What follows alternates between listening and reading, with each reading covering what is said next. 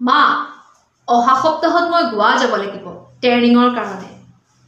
ভাবিছো সুমিকো লগত লৈ যাও নেকি তাইও আজিলৈকে কতো ফুৰাই নাই ঠিকই আছে যা মোৰনো কি মই জেঠাইৰ ঘৰলৈকে যামগৈ অকলেতো ইয়াত থাকিব নোৱাৰি মা তুমি ভাবিব কেনেকৈ পাৰিলা যে মই তোমাক ইয়াত অকলে থৈ যাম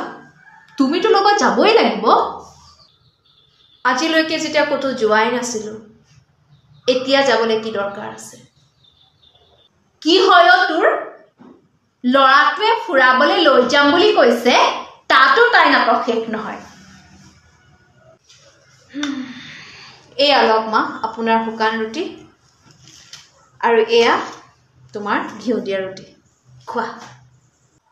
দিয়া বাহ সুমি আজি ৰুটি হোটেলৰ পৰা অৰ্ডাৰ দি আনিছা নেকি আজি বহুত ধুনীয়া ৰুটি বনালি দেই সুমি সময়ৰ লগে লগে সকলোবোৰ শিকিছ ভাল হৈছে আজি মনটো ভাল লগাই দিলি সঁচাই ধুনীয়া হৈছে দেই আজি 100ৰ ভিতৰত 100 পাই গৈছা আপুনি ঠিকই কৈছে সময়ে মানুহক বহুত কিবা কিবি শিকাই দিয়ে সেই কাৰণে চাগে আজি ময়ো শিকি গলো বাৰু এইখন কাগজ লোৱা তোমাৰ কাৰণে এইখন আকৌ কি ভালকে চাই লোৱা ডিভোৰ্স পেপাৰ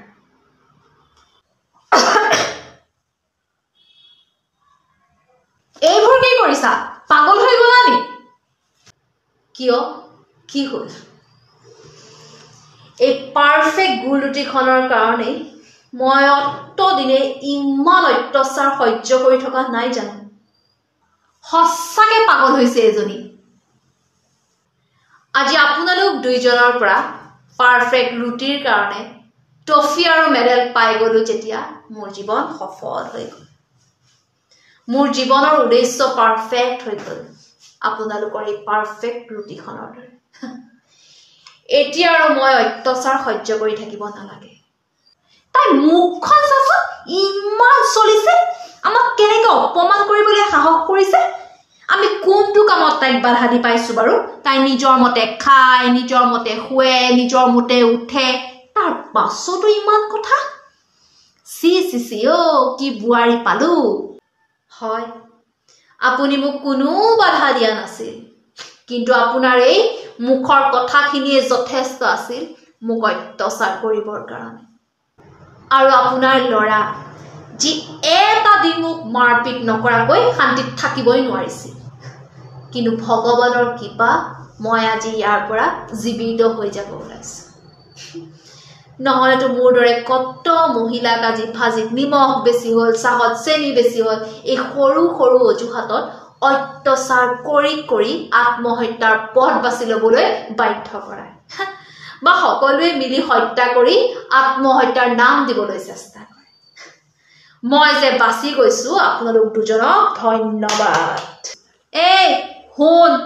তোৰ যতে যাবলৈ আছে যা মোৰ একো নাযায় কিন্তু মোৰ মাৰ লগত যি ব্যৱহাৰ কৰিলি তাৰ কাৰণে ভৰিত ধৰি ক্ষমা খুজি যা এনেকুৱা ব্যৱহাৰ তহঁতৰ লগত বহুত আগতেই কৰিব লাগিছিল যাতে তহঁতিও বুজি পালিহেঁতেন ময়ো এগৰাকী মানুহ মোৰো এখন অন্তৰ আছে প্ৰতিটো মুহূৰ্ততে মাৰ পিট গালি গালাজ শুনি থাকিবলৈ মোৰো বহুত দুখ লাগে ঐ ছোৱালী তোৰ মাৰ বাপেৰে এইবোকে শিক্ষা দিলে নেকি ডাঙৰ লগত কেনেকৈ কথা পাতিব লাগে নাজানো মোক মোৰ মা দেউতাই কি শিক্ষা দিলে তাক গুৰুত্ব দিব নালাগে আপুনি যদি আপোনাৰ ল'ৰা অলপ হলেও ভাল শিক্ষা দিয়া হলে আজি অন্তত ই জানিলেহেঁতেন নিজৰ পত্নীৰ লগত কেনেকুৱা ব্যৱহাৰ কৰিব লাগে তোৰ ইমান সাহস মোৰ মা কেনেকৈ কবলে ঐ মুখৰ ভলিউম কম কৰ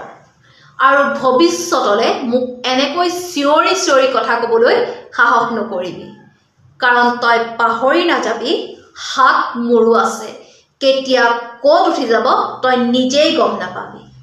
আইও তোৰ ইমান সাহস মোৰ ল'ৰাৰ গাত হাত তোলাৰ কথা কৈছ প্ৰথম আপোনাৰ ল'ৰাই আৰম্ভ কৰিছে গতিকে সেই ময়ে কৰিব লাগিব আপুনিতো এগৰাকী নাৰী তথাপি অন্য এগৰাকী নাৰীৰ ওপৰত ইমান অত্যাচাৰ কেনেকৈ কৰিব পাৰে বাৰু যদি নিজৰ ল'ৰাটোক এবাৰ হ'লেও বুজালে হয় যে পত্নীৰ ওপৰত হাত ফুৱাজনক পুৰুষ নহয় কাপুৰুষ বুলি কয় পকি পুৰুষেতো নাৰীক কেতিয়াও দাসীৰ ওপৰত নহয় ৰাণীৰ ওপৰত চাবলৈ পছন্দ কৰে যা যা তোৰ দৰে এজনী নহলেও হ'ব আমাৰ মোৰ লৰাই তোতকে 1000 গুণৰ ভাল চলি পাব বুজিলি তোকে সমাজে হাঁহিব মতাৰ লগত খাব নোৱাৰি গুচি আহিলে বুলি চৰিত্ৰহীন হয় হয় আপুনি ঠিকেই কৈছে বোৱাৰীগৰাকীয়ে যেতিয়ালৈকে সহ্য কৰি থাকিব তাই সংস্কাৰীয়ে আৰু যেতিয়াই তাই নিজৰ অধিকাৰ হকে বা সত্যৰ হকে প্ৰতিবাদ কৰিবলৈ লয় তাই চৰিত্ৰহীনে হৈ পৰে উপায় নাই আৰু আপোনাৰ সমাজৰ এছাম মানুহে ছোৱালীজনী কিমান বদনামী সেইটোৰ ওপৰত বহুত ধুনীয়াকৈ গুৰুত্ব দিয়ে কিন্তু সেই মানুহখিনি আহি এই ল'ৰাটোক কেতিয়াও নিশিকায় যে ছোৱালীৰ জীৱনৰ লগত খেল খেলিব নাপায় আৰু এটা কথা আপুনি যে ক'লে সমাজে হাঁহিব মতাৰ লগত খাব নোৱাৰি গুচি আহিলো বুলি কিন্তু আজি যদি মই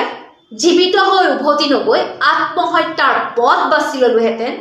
তেতিয়াও কিন্তু আপোনাৰ সমাজৰ এছাম মানুহে মোৰ মৰা শৰটো মুখৰ আগত লৈ প্ৰতিবাদ কৰিলেহেঁতেন যে এই মাতৃপুত্ৰক উচিত শাস্তি দিব লাগে গতিকে আপোনাৰ সমাজৰ কথা কৈ মোক ভয় নুখুৱাব আজি অত বছৰে আপোনাৰ আৰু আপোনাৰ ল'ৰাৰ হাতত শাৰীৰিক আৰু মানসিক অত্যাচাৰৰ বলি হৈ আহিছো তেতিয়া কি আপোনাৰ সমাজৰ কোনোৱে মোক নেদেখিলে নেকি তই কি কৈছিলি তোৰ মাৰৰ ভৰিত ধৰি ক্ষমা খুজিব লাগে আচলতে মই মোৰ নিজক ক্ষমা খুজিব লাগে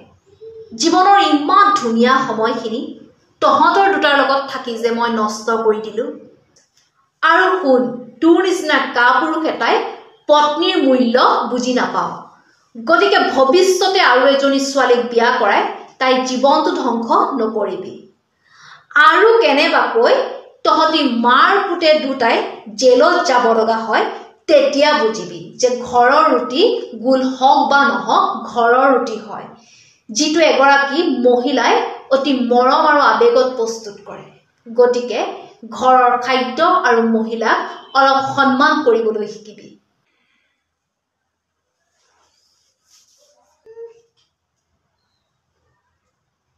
ভিডিঅ'টো শেষলৈকে চোৱাৰ বাবে বহুত বহুত ধন্যবাদ আশা কৰিছো সকলোৱে চাই ভাল পালে যদিহে ভাল পালে আৰু যদি ফেচবুকত চাইছে তেন্তে পেজখন ফলো কৰি থব আৰু যদিহে ইউটিউবত চাইছে তেন্তে প্লিজ চেনেলটো সাবস্ক্ৰাইব কৰিবলৈ নাপাহৰিব যাতে মোৰ আহিবলগীয়া নতুন নতুন ভিডিঅ'সমূহ আপোনালোকে পাই থাকে তেন্তে আজিলৈ আহিছো বাকি আপোনালোকৰ মতামত জনাব যে পত্নীগৰাকীয়ে তেওঁ স্বামীৰ ঘৰখন এৰি থৈ গৈ ভাল কৰিলে নে বেয়া কৰিলে আজিলৈ আহিছো বাই বাই